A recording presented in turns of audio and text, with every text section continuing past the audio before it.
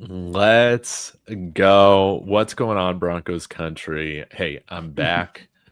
Thanks to all my friends, Jeremy, Marky Sports, Kodiak Broncos podcast, all holding the ship down last week. And hey, we're the number one seed in the AFC.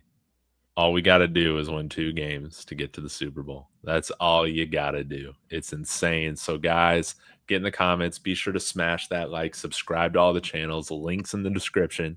Come on now. And also, go ahead and sign up on Kalshi because Broncos still only got like 11% odds to win the Super Bowl, something dumb like that. So, use that promo code DTB, link in the description, okay? And get trading on Kalshi on the NFL playoffs and college football playoff. But Jeremy, Mark, Kodiak, thank you guys so much for joining. And chat, we'll see you in here soon. But let's go ahead before we kind of turn the page to the playoffs and talk about all that. Maybe talk a little bit of a little regular season recap. Maybe just your first takeaway or one big takeaway you have from the Broncos 19-3 victory yesterday. We'll start with how about we start with Mark this time and we'll work our way around. That way Mark doesn't have to follow Kodiak. Yeah. Well, my takeaway, man, is that was more vanilla of a game plan than even the preseason games. It just is what it was. People are not going to like it. Should we have performed better and looked better? Yes, but I put zero stock in every aspect of the game. The only real concern that I had was the injuries. Luckily, we had the 2 main guys come back. We'll hear about PJ Locke, but Forsyth and Bowles are good to go. That's all that I was really worried about. The offensive line really looked like they struggled, but again, they've earned a pass in terms of how they've done for the whole year. But if you take anything about that game and you make it and you attack it as if it's going to mean anything for the postseason, I think that's an incorrect notion. Again, it was frustrating. I just wanted the game to end, and I'm glad that it's over and we can move on. But yeah, definitely nothing about this team in terms of overall. But hey, man, overall it was great. A win's a win. That's kind of become the mantra, hence the thumbnail. I call ourselves the Denver a win's a win Broncos. I think that's kind of how we're rolling, and we'll take it, man. And I'm super pumped. We could not be in a better position than we are. No possible way. Being the number 1 seed is the best way and the best odds to get to your ultimate prize of winning a Super Bowl. So all is well with me. Dude, I agree, man. I agree. Kodiak, who was at the game, all right. How was it? And yeah, give us your takeaway from yesterday's victory. Well, to answer your first question, it sounds like the crowd and the defense, it sounds like they wanted the number 1 seed. But my main takeaway from this game is that we are the number 1 seed. I know that's very Belichickian, but my takeaway is we're the number 1 seed in the AFC.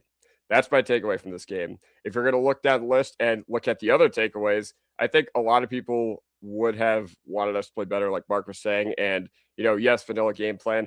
Operationally, I didn't expect it to be as messy as it was. I did put out a film review on my channel. It doesn't mean a whole lot, but there is teaching tape. I think a lot of local guys, they wanted the Broncos to have some teaching tape for the playoffs, and they got a lot of it. Trust me, I did a full film review, and they got a lot of teaching tape, particularly on the offensive side of the ball. I think the offensive line just had a very, very bad day. But once again, they've earned a pass, and you know what? Zach Strief, we know that he is one of those guys that during these sort of whatever kind of games, he'll be like, all right, try out something new. We'll experiment with all these new techniques. All that's pretty valid, especially because Forsyth and Powers do not have any chemistry together whatsoever. And you could see that on the football field. But yeah, either way, I'm just kind of ranting at this point because I know that my segment or section of what I've been talking has been mostly talking about our failures, but we're the number 1 seed. The defense is back. The defense generated some takeaways. That's all I'm saying about, sometimes you need to go to the bar and make out with a 2 or a 3 to get yourself feeling good again. And I feel like that's what the defense did yesterday. Perfectly said. Hey, before we go to Jeremy, I got to ask you, man, what was kind of the opinion of, people around you at the game with what was going on, man? It was a lot of it was the sentiment on Twitter, except amplify that and have it screaming in your ear from people that are 10 rows away from you. Like, I think people were starting to call Sean Payton Mr. Screen or something like that. I think a lot of people were talking crazy about our running backs, like, oh, Tyler Beneda, RJ Harvey. Somebody was like, oh, it's a good thing Bo overthrew RJ Harvey in the red zone because he would have dropped it. So yeah, all those people at the games, like, I understand it. I understand. Once again, it's frustrating. Do you want to play like that, execute like that going into the playoffs? No. But once again, you got the number 1 seed. Okay. In 2 days, I can guarantee that nobody's going to actually give a shit about how we played. I can almost guarantee that everybody's just going to be like, all right, we got the number 1 seed. All's well, ends well. And I agree with that because once again, you watched not only the Broncos, how many preseason games have we had this year? 6? Probably their 7th preseason game this year. Yeah. Easily. Yeah, I agree, man. It's nice to have 6 preseason games. Jeremy, round us out, man. Your takeaway from yesterday's win. You had 3 goals going into yesterday, and it was win, stay healthy, and oh god, no, I waited too long. Win again. Win. Those are good goals, though. I mean, it was literally win, stay healthy, and I'm spaced on the other one, but it was and don't show anything. Well, what's that? Don't show anything on tape. That's Is it. that what That's it. Yeah. Don't show anything. And you did all 3 of those things. You gave away nothing. You got what you needed to do. That was all by design. Look good doing it would have been a bonus, right? But we look good in the uniform, so I'll take that. But what happens the last time we had an actual game where everybody was like, oh, this is going to be the measuring stick game. This is the game everybody's waiting for. We're coming off of bye. How's Sean going to prepare? All that. It was what game? The Packer game. And that's when we've looked our best. So I'm not too worried about it. And I mean, this is now a tournament and it's survive at all costs. It doesn't matter. Nobody's going to remember if you won by 1 or 100. It just matters if you win. And so that's what this team is all about. And we can't be in a better position for that. So that's that's all that matters. Yes. Wonderfully said. I'm going to piggyback off of your takeaway, Jeremy, and that is we aced the regular season. Okay. Now, maybe our test-taking methodology isn't what we thought it would be throughout the whole season, right? Maybe, we didn't get the answers correct in the way you would want. But, hey, whether we went 17-0 or 14-3, we got the number 1 seed. That's all that matters. We did as good as you can in the regular season. Lock that up. And again, now the test in the season really starts. Okay. Now, Sean Payton, okay, we're willing to excuse kind of like, maybe how, I hate to use this word, maybe how ugly some of these wins can be, as long as we see this evil genius, unveil the offense come the divisional round. The real pressure's on, but what's great, this team has dealt with pressure all season, man. They are battle tested, unlike the New England Patriots. That's right. Patriot agenda. That's what it is. So I can't wait to see how the divisional round or the wild card round goes and who our opponent ends up being. But yeah, Broncos exceeded all of our expectations this year, and it was capped off finally with the victory over the Chargers. So that felt good. Want to say hello again to some people in the chat. If you're fighting, if you guys are still calling each other's names, stop that. Let's get into some of the good stuff. Eli Betts in here. Fire Aaron Glenn. He said, no doubt the Broncos got a Super Bowl defense, but is this a Super Bowl caliber offense? Does it need to be in order to win it all? Curious your guys' thoughts. I guess before we get into our kind of cover 4 segment, I think that this would be a wonderful thing to talk about. And I would love, Jeremy, to you kind of kick us off with answering this question, and we can chime in after that. Well, 2000 Ravens didn't have a Super Bowl offense. The first Big Ben Super Bowl that the Steelers won, their offense was like just protect Big Ben at all costs. Don't let him make bad decisions. So you don't need a Super Bowl offense, one, but two, we've seen this offense perform in big games against tough teams. We beat the number one offense. Remember when we were going into Dallas, everybody was talking, this is going to be the test. Can the offense keep up with Dallas? We destroyed them. Can this team overcome the number one defense in Houston? Well, in the clutch, what happened? Bo Nix made plays at the very end, got us in field goal range, win the game. We did it. Can they come back against a Super Bowl caliber team like the Eagles? They did that. They scored 33 points in the fourth quarter against the Giants. Like, we outclassed Patrick Mahomes twice this season. In the big game, once in the big game, and then beat him the second time. So like, anytime this team has had a test that they've needed to answer and show, the offense showed up. Now we're gonna get a little like worrisome. Some people will, because like yesterday, the red zone offense wasn't as efficient as we wanted, and those kind of things. But again, we were literally just telling Bo, you could tell, don't do anything stupid. Don't turn the ball over. Don't do anything that's going to result in anything. As long as we don't push this car over 35 miles an hour, we'll coast to a victory and we will win. And that's exactly what they did. And I appreciate the discipline. And that's what it's going to take. Disciplined offense, really good defense, and a good special teams, all contributing, all playing complementary football. So yeah, I definitely think this team's good enough. This offense is good enough for sure. Kodiak, Mark, any other thoughts on that? Yeah, so Eli Betts actually says, no doubt this is a Super Bowl defense. Here's the thing. Coming into this game, I don't change my sentiment just because we beat up on the Chargers backups or whatever. I was more concerned about the defense heading into the postseason than the offense. Okay, yeah. Here's why. Ever since the bye week, like, Bo Nix and this offense has been the identity of this team. And when we have played the playoff teams like Green Bay, like Jacksonville, like, we turn it around in the second half against Green Bay. But it's really been the offense doing the heavy lifting for the second half of the year, especially against the really good teams. Like the Chiefs, they were not in free fall mode when we played them. They got into free fall mode in large part because we beat them and we knocked them so far behind the 8-ball in the standings. And also, yeah, overall, once again, I think the defense, like, I have faith that they will figure it out. But I know yesterday didn't inspire a lot of confidence in people, but to respond to Eli Betts, which fire Aaron Glenn, I'm so sorry that you guys had to keep him. But yeah, overall, I was more concerned about the defense heading into the playoffs than the offense, because anytime we do have an opportunity on the offensive side of the ball to show up, we do in the big games. Under Sean Payton, that's just the way we have been. And yeah, overall, besides Buffalo last year, like in the playoffs, I can't think of a game where the offense has let us down in a big moment. Mm-hmm. Well said. Now, Mark, you kind of alluded to this earlier about maybe some vanilla game plans here down the stretch.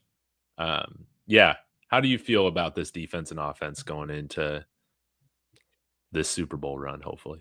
Yeah, I mean, I think the defense is been good enough, but they're going to have to be. I mean, they are the identity of this football team, in my opinion. I think we go as they go.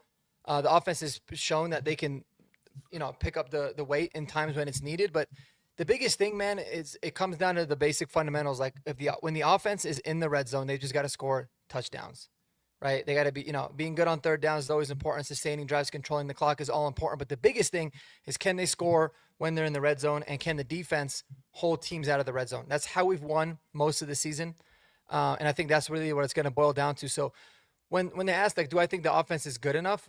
Absolutely. I mean, I've seen a lot of good from this offense, and I've seen a whole lot of bad.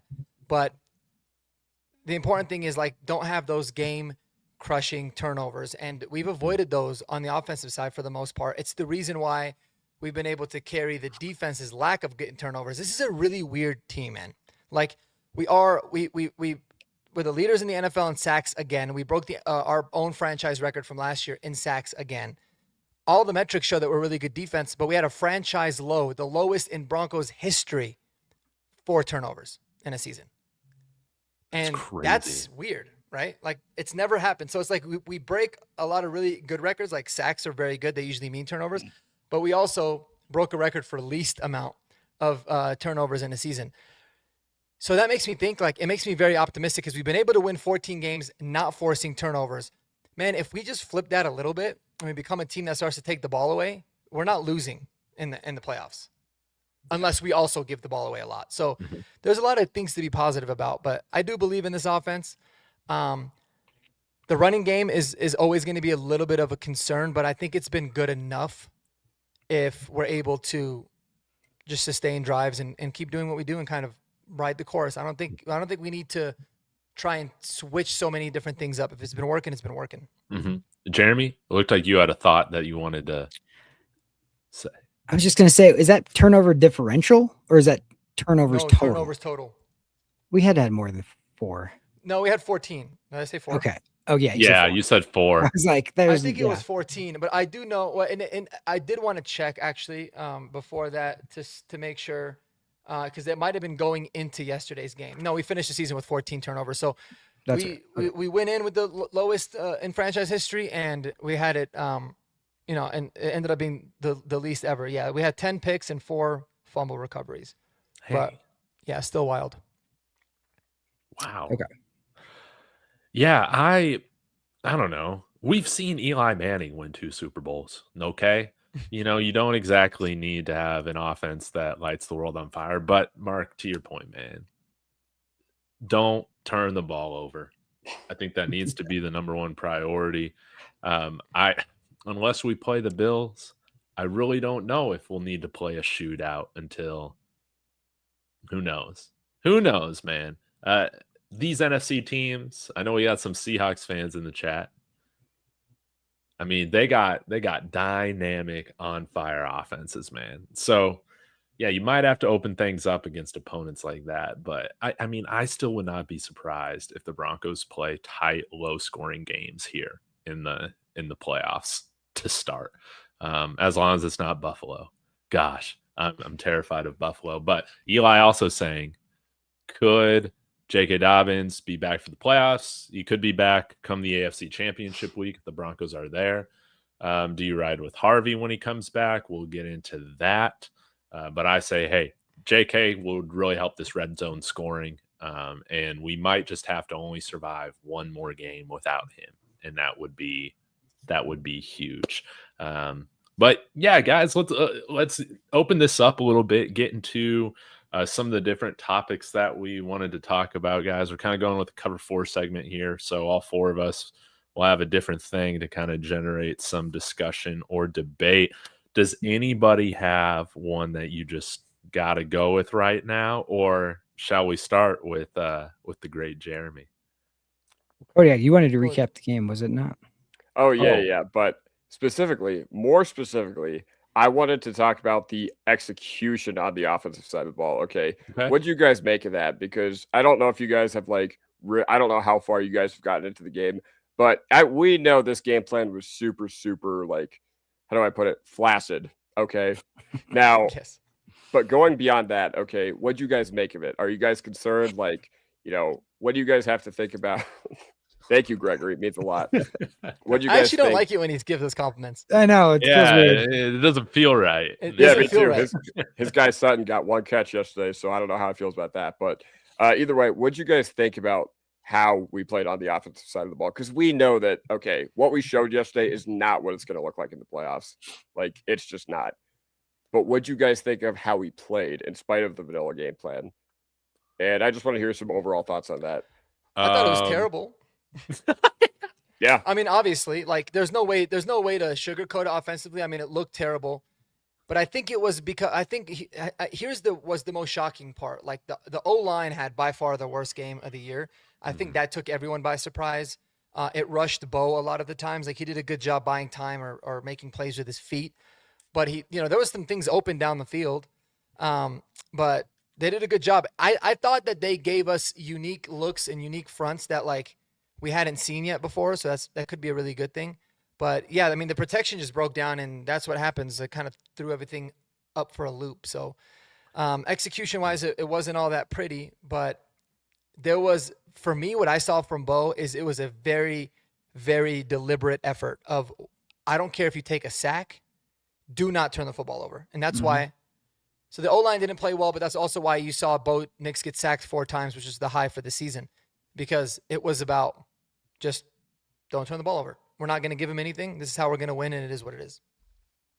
This was the toughest game for me to watch, I think, all season. Like, you guys know I'm a sicko. Like, I really enjoyed the Jets game. I really enjoyed the Raiders game, even though it was a mess, man. Like, for some reason, man, maybe it was because I was expecting and hoping Bo would get over 4,000 yards on the season. It just didn't happen. But yeah, the East to West passing game, the sacks, Bo not, I mean, he didn't have a great game from just like a mechanical perspective either. Just like it just seemed like he was so rushed. And him and Sean Payton, I don't think we're on the same page this game. But I'm just gonna scrap all that to Sean wanting to win, as you've put it, Mark, as what, with the least amount of planning possible or effort possible in a way. You're not wanting to give away anything. So at least we made some drives to where Will Lutz could be productive, right? At least we got a kicker that, for the most part, makes those clutch kicks, unlike, Baltimore or Pittsburgh, man. That was a crazy ending there. So, yeah, it was an ugly performance. I think right now, probably the biggest concern that I have, and hey, if we get into my topic, that's fine, but is right now surviving one more game without J.K. Dobbins. I know, Kodiak, you were posting in the Discord, man, some of the runs that RJ Harvey has had. And what was the stat that Aussie put in the Discord about how RJ ranked like one of the last running backs in efficiency from like off tackle runs or runs to the outside all year? I was really surprised about that. Yeah, so I don't. Oh God, you guys can't see that at all, but I'll just read it off to you guys. RJ Harvey by Luca Evans on Twitter. RJ Harvey finished the 2025 regular season ranking 48th out of 49th in qualified running backs in yards per carry when running outside the tackles. That's pretty surprising, man. It is. Well, that's because they have so coached him to stay in, and he does not want to bounce, even when he should.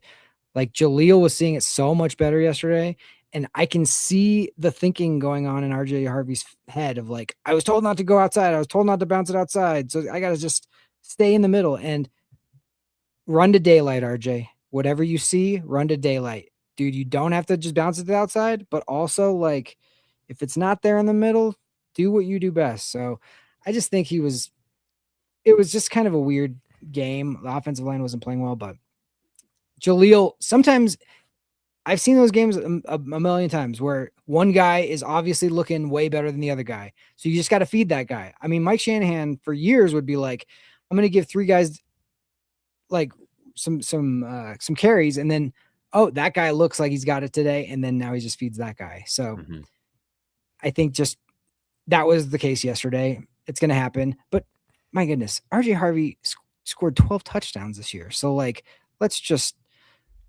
that's an amazing thing that nobody was expecting. I don't think so. I think he's fine. He's a rookie. He's only going to get better. J.K. Dobbins is obviously going to help, but I do think like if we go to the playoffs, J.K. is probably going to, if J.K.'s playing, he's going to be on a snap count. They're not just going to go, okay, here's the bulk of it again. Right. So you're going to need them both. So it doesn't really matter. Yeah, no, I get it. And like, the problem with yesterday is I just felt like the offensive line, man, that was a really, really, really bad, poorly executed performance against the Chargers backups. Like, I get it. Jesse Minter had some really, really good things they threw out there, even with, chicken scraps. He still made chicken salad, as Zach Seegers likes to put it on your guys' show, David. But, even then, like, come on, Forsyth, I thought was appalling yesterday. I thought Forsyth and Bowers just did not have it yesterday. I thought, Bowles and Forsyth, both getting hurt. That really derailed the mojo of the offensive line. And also the Chargers, they could cheat underneath because we ran just such a conservative offense. We ran literally the most Mickey Mouse offense of all time. But I think if you're going to run an offense that conservative, you have to execute it well. Now, what does it mean going forward? Nothing, because this offense has amnesia. Whenever the offensive line has a bad game, we've seen that they have a tendency to just flush it out of their system. And it happens like that. Okay, one week we can just be like, wow, I can't believe this is the same offensive line we had last week. But man, oh man, like everybody I saw get beat yesterday. Like I thought McGlinchey had some pretty terrible blocks. I thought Frank Crum had an embarrassing effort on the 4th and 1 by that to Harvey that got stopped, or 3rd and 1, I should say. Either way, I just thought too many guys just losing individual reps. Now, I did make a film review about the whole offense, so if you want to see that on my channel, go ahead. I thought RJ had some pretty terrible runs, and not only that, I thought RJ Harvey sucked as a lead blocker. Like, there was a play where he literally could have been a lead blocker for Bo, and instead of going up and attacking the defender, he literally just looks to like the line of scrimmage to the side. So there was just too much bad. Now, for all the people that wanted the Broncos to get a lot of teaching tape, congratulations, you got it, because now we have a lot to clean up. And, Sean Payton will always be up on the podium being like, well, we have a lot to clean up. Well, I hope you brought your mop bucket and your sanitizer today, because against the Chargers backups, that was bad. Again, does it mean a whole lot? Not really, because once again, the most Mickey Mouse game plan of all time. But stylistically, you would have liked to have seen them execute it better. Mark said, yeah, the execution was pretty terrible. How much do we really care about it? Not really that much, but I think it is something worth reflecting on. Oh, I did want to say one positive. It was nice to see Evan Ingram finally get a target downfield. I mean, that's what he was brought here to do. And I feel like anytime he's getting the ball, it's like in the flats, So, that was one of the few plays that was executed in which, hey, we're throwing it downfield, and helped us get another field goal. But I really want to see more of Evan Ingram here in the playoffs. Maybe we're not throwing it to him a ton because we want to keep him healthy for now. So we got 3 games to go. Let's put the pedal to the metal and open everything up. Yeah, and for what it's worth, I mean, this might not mean anything. I don't want to sound like a homer, but like the Chargers offense had technically 9 of their 11 starters not playing, but on defense, it was really 4 of their main starters, and Khalil Mack's been a part-timer this year. So they had a majority of their defense in. And a lot of the guys that were playing too are like, it would be the equivalent of like Nick Bonito not playing, but Jonah Ellis playing. Like the backup that they had that was kind of eaten yesterday has 8 sacks on the season. So it's not like we were playing against complete scrubs. It's nothing like the Kansas City game last year, week 18. This was a majority of the regular Chargers defense out there. So Yeah, and I guess if there is anything to say about that, it's good that you got a practice exam, especially potentially playing them plus 7 others in 2 weeks. And what you do, you failed the practice exam. Oh, well, you still have 2 weeks to study for that if it does come to that. So, yeah. But overall, I get what you're saying. And there's a difference between last week where we played a Chiefs team that was not going to make the playoffs, so it didn't matter at all, versus a team that we might see in 2 weeks. So you really got to show nothing. You can't even like somewhat give them something. So it's an interesting situation where you have to win, but you also can't show anything. And they're trying to do everything to spoil it from you. So you got to just look at the context of the game. That's what the context was. And they handled it. They still won by 16.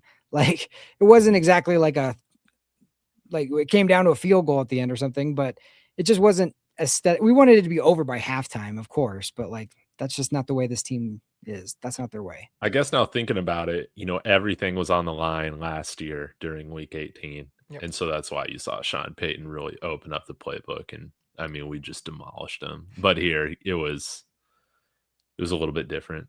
One thing I will say, I thought the game was over after the J-Mac pick 6. I was like, no way Trey Lance is getting however many. I thought the game was over 3 minutes into the first quarter, or 3 minutes left in the first quarter, or whatever. We got that pick 6. So I was like, yeah, all right. I thought, Sean Payton, if you're playing Madden, he literally hit the R3 button and scrolled to chew clock, and so did the Chargers. Like it seemed like everybody. But did you ever really think we were going to lose the game? No, fuck no. Yeah, it was like when it was 10-0, I was like, this game's probably over. And then the injuries pissed me off. That's what. And then it was just like, I want this game to end. Like I never really thought we were going to lose. I was just like, it's just annoying me, and I don't want anybody to get hurt. Yeah, that's it. Yeah, it's like you don't want to like pull our starters on the offensive line and put in backups, and then all of a sudden now Bo's getting hit from blind.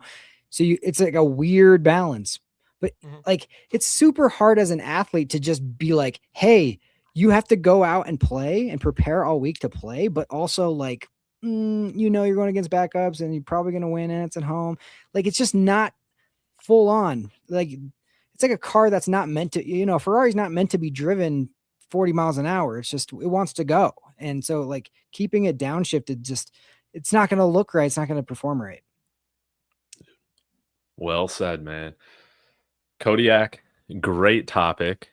Mark, did you have a topic on your mind, or do you still need some time?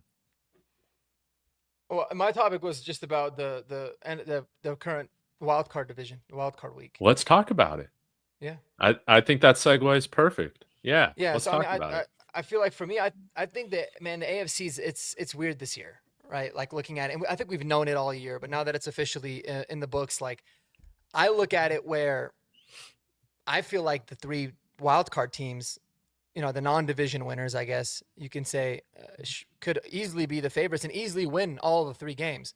But then again, if you said that all of the home teams were going to win, that wouldn't surprise you either. Like, it's so out there. And I think a lot of it is going to be matchup driven. I think weather is going to have a big impact on one of the games or not. But I'm curious, first of all, what you guys' thoughts are. We could talk AFC and NFC, but obviously probably mainly AFC, in terms of what you think is going to happen. And then I'm curious as to, like, what your ideal scenario would be for the Broncos as well. And David, we can start with you.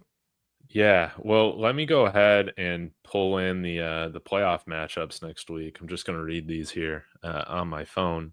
So in the AFC, we have the Bills playing Jacksonville. We have the Chargers playing the Patriots, and we have the Texans playing the Steelers. So what I am hoping is that by some miracle of the football gods, we get all hosting teams winning their games. It's hilarious that that's a miracle that the hosting teams win. I know, Yes, right? That would be phenomenal. Because the Steelers, man, I don't see them beating the Texans, but who knows? Maybe Aaron Rodgers has another amazing performance, right? A legendary performance. But out of, like, all the teams, dude, I want to play Pittsburgh. That's who I want to play. I think we can absolutely beat them. Now, in terms of the NFC, you got great matchups. Rams, Panthers. I'll be cheering for the Panthers because they're who I want us to play in the Super Bowl. Again, with Santa Clara, Super Bowl 50, everything. Plus, they're the worst team in the NFC playoffs. So, I mean, no shame in saying it. Bears and Packers. I think the Bears get it done, man. I'm a bit of a homer, but I'm going with the Bears. And then the Eagles and 49ers. This is a type of game that Kyle Shanahan drops, dude. And the Niners just. I agree. I just don't know what version of Philly we're going to get. But I'm going to go with Philly. His record against Vic Fangio is, like, wildly bad. Really? So, really? Obviously, that narrative can change. But, yeah, from what I saw a couple articles talking about it, and, like, he struggles a lot against Fangio and Fangio-style defenses. Amazing. Well, I'm going to go with probably Eagles to win there. But, yeah, all that to say, I've oscillated or rotated, I guess, I don't know, between the Chargers and Bills on, like, the team that I don't want to play the most. I don't want the Broncos to play the most. And yeah, I guess I'll go right now. I'll stick with it. I don't want us to play the Chargers, man. I don't. I would rather have the Bills and Josh Allen come in here. I know that sounds crazy. Really? Yeah. I know Chargers are going to charge, right? But, dude, Jesse Minter owns us. They make our offensive line look like trash every time we play them under Jim Harbaugh. Did you see what Tony Jefferson, or whatever his name is? He's one of the players from the Chargers said. Yeah. Except for JL Skinner. He hates the ball, except for JL Skinner. That's his boy. He was like, screw the Broncos, y'all soft. I swear you guys suck, except for JL Skinner. He's my man. He likes JL Skinner, I guess. I don't know, man. Like, that's some pretty good fuel. I think Sean Payton will find a way to use that. Oh, like good bulletin board material. Yeah. Listen, it would still be a tough game. I think the Chargers are, they've obviously had our number, but I think I'd rather play them than the Bills. But Jeremy, what do you think? Yeah, that was one of my giddy up questions. Besides Pittsburgh, the most ideal matchup for the Broncos is the Chargers. So we know them the best, but it's just we haven't had good luck with them for whatever reason. But we owe them one from that first I mean, this game kind of didn't matter. Obviously, they weren't playing their starters, but that we should have won week 3 or whatever it was. Like we had them, and I don't know. I always feel like it's bad karma to be like, I want this team and not this team, because I feel like I'm fine with playing whoever we get. It's at home. We should win no matter what. Bring whoever you want on. That's how it is. That's how I feel about it. So I'm not going to sweat. Oh, if it could only be this. Yeah. I will say though, watching that game, I say that, but watching that game last night when it's Ravens Pittsburgh and they're both double choking, both defenses go into the crapper, both kickers go into the tank, like choke. You're like, give me the Steelers, because the Ravens, I just hate playing the Ravens. So, for us to be a Super Bowl champion, I mean, who do you think ultimately? Like, how do you think the first round will play out? Man, who do I think? I think the Jaguars are kind of for real. I do. I think they're a team that plays really hard for each other. It's in Jacksonville. The Bills Mafia ain't going to be breaking any tables down in Jacksonville. So I kind of feel like Jacksonville's, I don't know. The Bills aren't the Bills this year for whatever reason, but Josh Allen can always do his thing. So I don't know. I'm gonna go with the Jags on that one. I'm got to go with the Texans over the Steelers, just because it's like the Steelers, like that was just insane, that the fact they're even in. And then I think Pittsburgh, I think the Patriots might beat the Chargers. I think the Chargers are banged up. I think they have a lot of excuses not to win that game. I think it's a Sunday night game in New England. I think New England's going to be going absolutely berserk, and their coach is tough, dude. They like Vrabel is like, they got those guys playing hard and hitting, and the team from LA's got to go all the way to the East Coast and then get coming off of a bunch of injuries, are going to get hit like that. I don't know, man. I see the Patriots probably pulling that one out. Yeah, if Slater and Alt were healthy, then I would say that, the Chargers have a decent chance to go into Foxborough, but indoor team flying across the country, the weather's going to be bad. Like, I checked the forecast, because I know, Mark, you alluded to that during the video. You were just like, all right, it's going to be highly dependent on weather, because we know how dome teams or indoor teams play, especially ones that play in warm climates. What happens when they go into tough places to play? I think they crumble. Now, once again, for me, there is no ideal playoff opponent, okay? Everybody you are going to face in the playoffs is going to be tough. But here's what I would like to do. I would like to throw the clock back 10 years, and I would like us to play the Steelers, then I would like us to play the Patriots, and then I would like to play the Panthers. You know why? Because we've did it before. We did it again. That's funny. Could you imagine how crazy that would be? I feel like all exactly. I bet you Kalshi and all of the betting apps, because you know how they jocked them, and they jocked the Chiefs so hard until they were officially out of it. I bet you they still have the Chiefs with the same odds to win the Super Bowl as the Panthers. But that would be amazing. That would be amazing. Yeah, I think we're all in agreement in terms of wanting to play the Steelers, but I don't know, man. I have a feeling it's going to be the Chargers. I really do. I think they're going to beat New England. Dude, if they beat New England, and yeah, I can totally see them doing it. I can totally see them beat New England. I know it's on the road, but dude, there's just something about how that team plays that they're just inevitable. It's a perfect match. Like, honestly, the Patriots is probably the best matchup for the Chargers, because their O-line sucks, and the Patriots, of all the teams left, have the worst pass rush. So that kind of offsets a little bit. And yeah, I mean, and the Patriots haven't really, faced elite opponents and guys that are kind of tough you out a little bit. So, it could be tough. It feels like the Patriots are where we were last year. We're like, I mean, they have a better record and they're like hosting and all that, but like they hadn't been there before with their young quarterback and have gone through like those things. Now, being home is really going to help, but like their schedule was like easy as can be this year. So Chargers are going to Charger, and the Patriots haven't done it yet. So what's going to be the answer to that? We don't know. I mean, and it's Drake May's first playoff game. It could go really good for him, but it could also be a struggle. I mean, you don't know. So who knows? Maybe he is just Tom Brady, just right out the gate. Maybe that's just the case. Yeah. Freaking Josh McDaniels, man, that guy. But yeah, whether it's Texans, Bills, or Chargers, I ain't happy with any of those opponents, playing any of those. Like all three of those teams are going to be really tough. Yeah.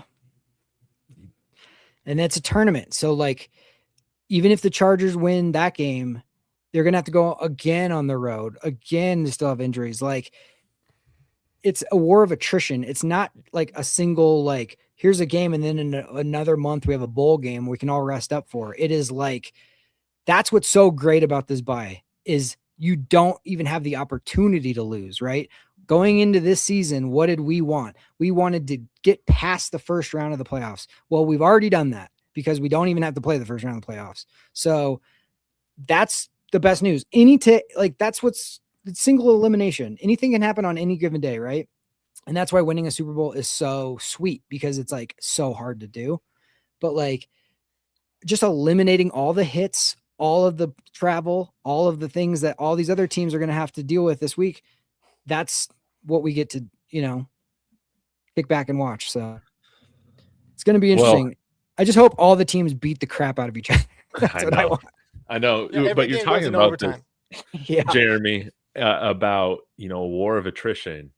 So I got to get my topic in here with go for it. This was great, but there are a few positions. We've brought them up in the chat. We've brought them up on the show a little bit, but okay, PJ Locke, we don't know the status of his injury yet. Devin Key, still wearing number 26. He could be the starter. Seems like Vance Joseph. I don't know if he was trolling or not, but he's not worried having Devin Key out there. Okay. I know he's been our best special teamer this year, but that's a different thing. Alex Palczewski and Ben Powers. Who are you going with there? You got Jaleel McLaughlin, but he's kind of way more one-dimensional than RJ Harvey. Excuse me. You got Justin Sternad, which, I mean, you guys were talking about this in your post game yesterday about how, man, he's been our best linebacker this year. And are we really going to put him on the bench in a playoff game if Dre Greenlaw returns and keep Alex Singleton out there? Are we really going to do that? Are we going to self-sabotage like that? So I'm curious, just kind of thoughts on these different positions. How would you want to, run these rotations or the lineups or whatever? And do you expect Sean Payton to do anything different than what we've seen in the regular season? Kodiak, I'll start with you. Okay, so I'm going to work from backwards to forwards on this one. So the first one was inside linebacker, right? And, if you're the Denver Broncos, we know it won't happen. Alex Singleton is kind of like the Adam Troutman where you just kind of got to live with it. It is what it is. The team brought him back for a reason. They don't really care about how much it hampers the defense, but, one seeds do not come around very often. You have to. Well, if I was in the building, I'd do this. You have to start Greenlaw and Sternad. Like, you can't mess around with this, okay? You don't know when you're going to be back. Okay. Think about the Lions and the Bengals, all the teams that said, oh, we'll be back. You cannot get beat because of your single biggest liability on the defensive side of the ball all year long while you have a clear answer to that problem. Not to say that Sternad and Greenlaw is going to magically solve everything, but Singleton has been the Achilles heel of this defense and will probably continue to be in the playoffs. So you cannot mess around with that. That's priority number one for me. As far as left guard, Palczewski or Powers, I mean, Powers has still been there, done that guy. I still think, I have not really been impressed with him ever since he came back. I thought he did not play well yesterday, but I'm still just not ready to pull the plug. I don't think that's wise in the playoffs. If something were to happen to him in the playoffs, which knock on wood, you could at least take comfort in the fact that you have been there backup in Alex Palczewski, which is great. But once again, Powers is your starter for a reason and will continue to be all year long. Now, as far as what you do at the running back position, man, you got to give Jaleel some more run just because, Harvey is a great playmaker, but down to down, I think he's just been far too inconsistent for a team with Super Bowl aspirations. And Jaleel has ran hard, given his opportunities. I think, there's a reason Jaleel was inactive for most of the year until something happened to Dobbins. And I don't think the coaching staff is invalid. I didn't think Jaleel McLaughlin was that good last year. But, from what we've seen from it this year, he's hungry. He wants to get out there. And I've been impressed with him whenever he has ran. But safety spot, we should probably make an addition there. Like, he said that he wasn't going to be losing any sleep if Key had to start. I think he's kind of BSing on that. Okay. I think if Key were to be starting our first playoff game, I think he would need a lot of weed and melatonin to sleep. So I think he's completely BSing on that. Now, I don't know what kind of washed safeties that can lead to go to a playoff run that are out there, but remember, Eric Weddle started for the Rams during their Super Bowl run because they basically ran out of options. So curious to see what happens. Justin Simmons is not happening much to the dismay of the fan base, but yep, those are all my thoughts on those. Great point about Eric Remember Weddle. Shiloh KO? You can pull a Shiloh KO. Yeah, hopefully he does. Hopefully whoever we sign doesn't get a DUI 2 days after we win the Super Bowl either, like KO did. Hey, Oh, I forgot about that. after. I remember It's after. he tweeted Wade Phillips and then they ended up signing him because he tweeted him. Yeah. KO made that huge like onside recovery in the AFC Championship. So Yep. Oh, that's right. Yep. Yeah. And I remember he got the pick in the last regular season game against the Chargers. I think something happened to Stewart, and I think KO ended up coming up big with the pick. yeah, so he contributed. Okay. Maybe Devin Key's that guy. Jeremy, man. Any particular thoughts on these positions and how you would want to see them play out here in 2 weeks? I mean, the biggest one for me is Stranad. I don't care if he starts, but he needs more snaps than Singleton. Yeah. So, like, they might give Singleton the start because it looks like better, I guess. But like, I'm telling you, Sean needs to be very, and I think he is, but I think he needs to be very aware of like how each guy is looking early in the game. And then if somebody seems to have it more than another team, like lean into that. All these guys need to prepare. Powers and Palcho both need to prepare like they're starting. Like RJ and Jaleel both need to prepare like they're getting the bulk. Key, whoever the safeties are, same thing. Like, and Sean needs to be able to get his finger on it. Don't be stuck. Like this now is not the time to be stubborn. Like now is the time to be smart and go with the hot hand because that can win you and lose you football games. Well said. Mark, finish it off for us.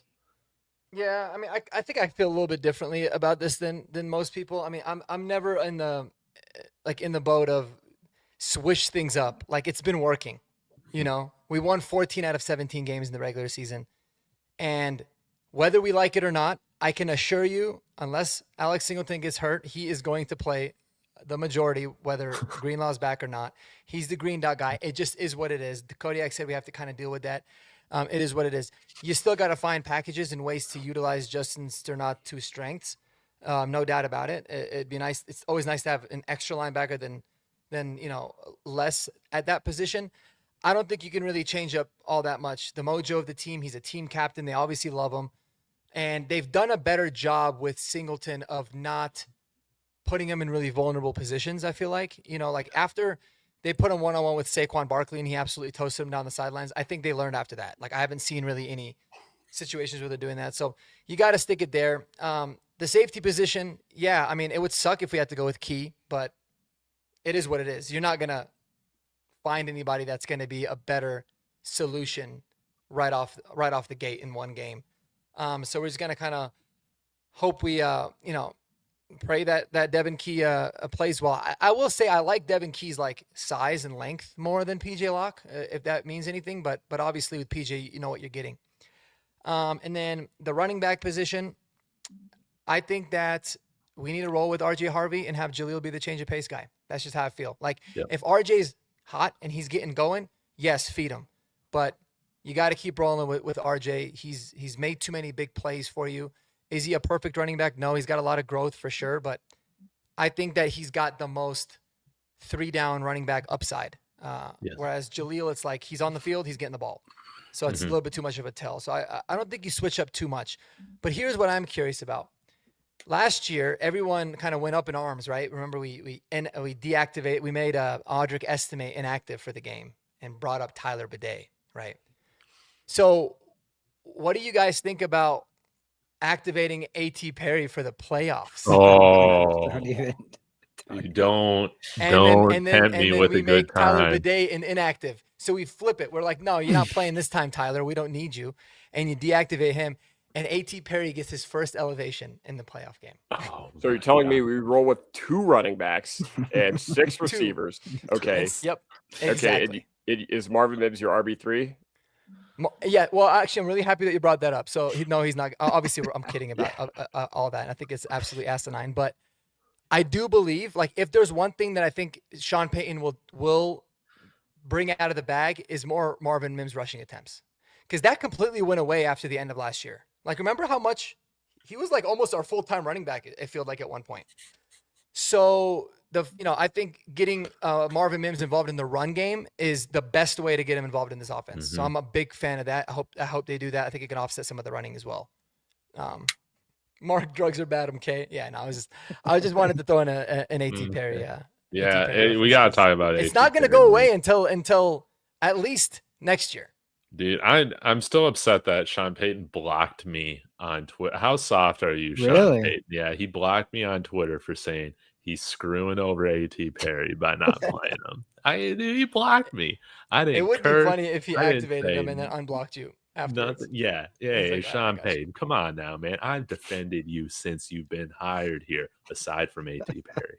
Aside from A.T. Perry. Come on now. All right. Well, we got 5-10 minutes or so. Jeremy, wrap us up with some, not would you rather, giddy up or hold your horses. Let's get to it. Okay. I'll just, without thinking, David, the game I'm most excited to watch this weekend is Bills Jags. Hold your horses. No. I am most excited for Bears Packers, baby. Wow. Hey, That's gonna be a I'm good from game. Illinois. It's one of the best rivalries in football. And this is the first time in a long time that the Packers have not had the best head coach going into this matchup. Yeah. And if they lose to the Bears, and Packers fans are still convinced that the Bears suck. They are. So if they lose to the Bears, oh man, Cheese Kingdom, it's going to be a mess. It's going to be a disaster. So you like the Bears, David? Yes, I'm going with Alright, the Bears. Yeah. Well, like in general, like, are they your second favorite team? No, I usually kind of choose my second team on a yearly basis, but they have been my second team this year. They have become that. Yes. Because it would be really cool if the Bears got a game-winning touchdown and it was Kyle Monangai. Dude, yes. Hey, we all got a reason to cheer for the Bears on this team, right? Or on this show. So, great question, Jeremy. But it's not the AFC I'm looking forward to. It's the NFC battles I'm most interested in this week. All right. Very interesting. Let's go, Kodiak. The lack of red zone success this past couple of weeks from the offense worries you. Yes, absolutely. Like, once again, I don't think it meant a whole lot in this game because, once again, the bidet, like, swing pass on third down on the first drive of the game, that call was so conservative, it made George Bush look like he's a member of the Green Party. Okay. Like, I thought we did too much. There was a lot of conservative stuff, and we had a lot of just really, really weird plays in the red zone. Like, it literally looked like a Madden playbook out there. We ran mesh. I don't know how many times we ran mesh spot, like 8,000 times. I was like, ooh, I recognize that because that's what I run when I'm in the red zone with my college football teams. So, Love mesh. like, I would say it doesn't from this past game, but it does in the Kansas City game because, that still meant a lot. And that was like a game where we played really, really well on the offensive side of the ball. But the only thing we struggled to do was finish our drives. And you know it. You can blame Sutton. You can blame whoever you want for that. But, yeah, it does worry me. Now, once again, we could still hang on to the Green Bay game because we did a great job of finishing our drives in that game.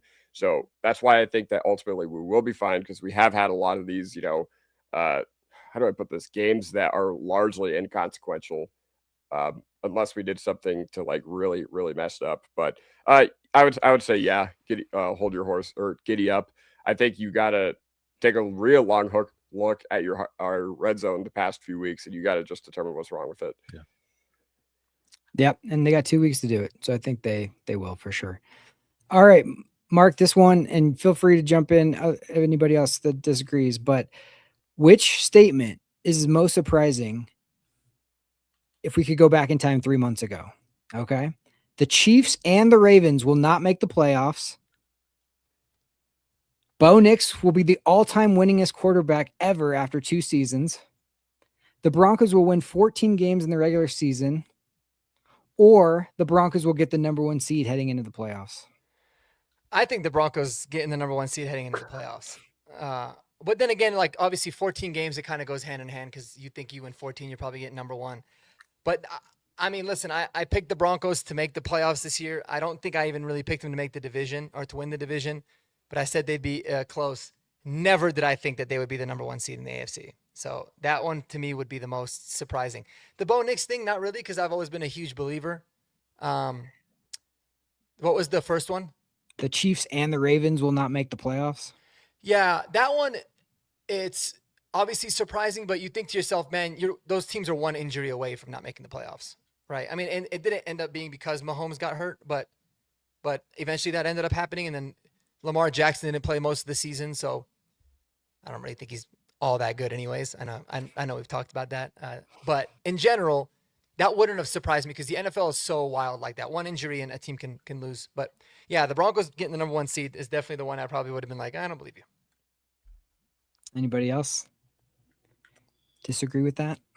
Yeah, I mean, it has to be number 1 seed, man. None of us are talking about that. None of us. So, hey, credit to Sean Payton, man. I'll pick. I would probably pick the Chiefs and the Ravens because I would be like, yeah, 1 team not making it. But like, okay, if I could make a caveat to that, the Chiefs with a healthy Patrick Mahomes for the vast majority of the season will not make the playoffs. Like we kind of going into this thought this is our year. Maybe we could win the AFC West. And a lot of us were like, yeah, I think we can and will. But like the Chiefs absolutely winning 6 games is like crazy. The Ravens not having a winning season is crazy to me. Like to me, it was like before this season, it was like, who are our 3 biggest threats? It's Chiefs, Ravens, Bills.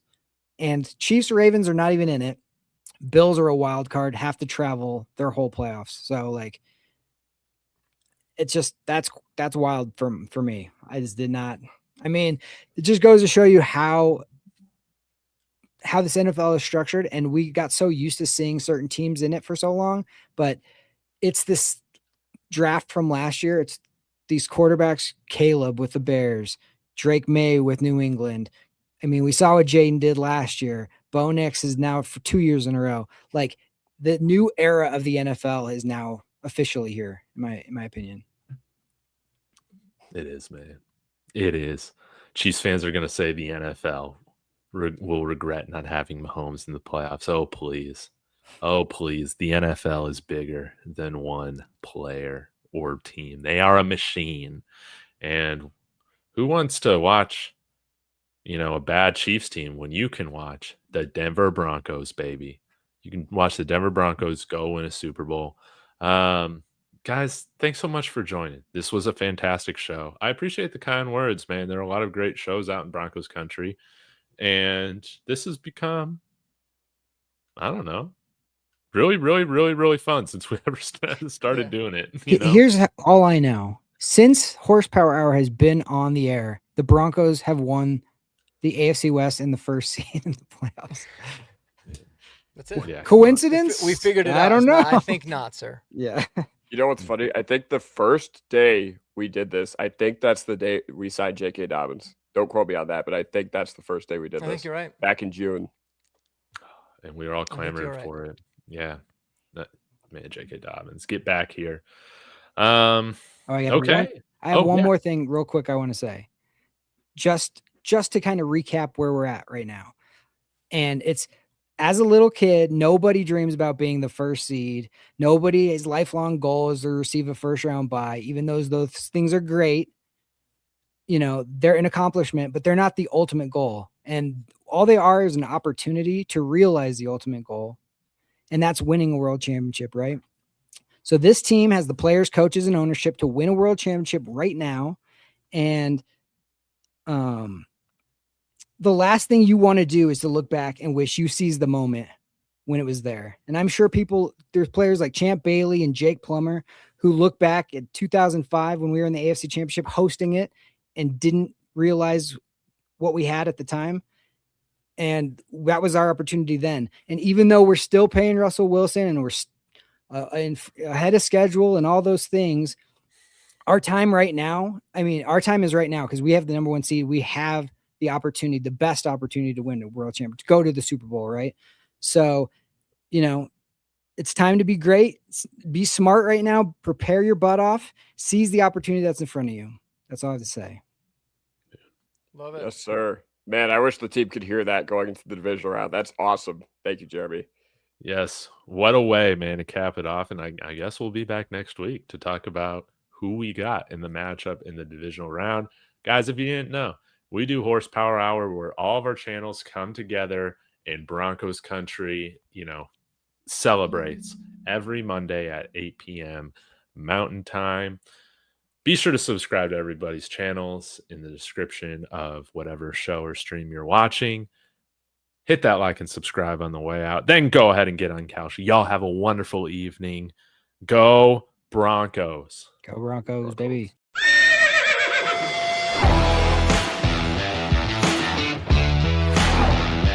God bless Bo Nix. That's sacrifice. He's grabbed and he's going to be sacked.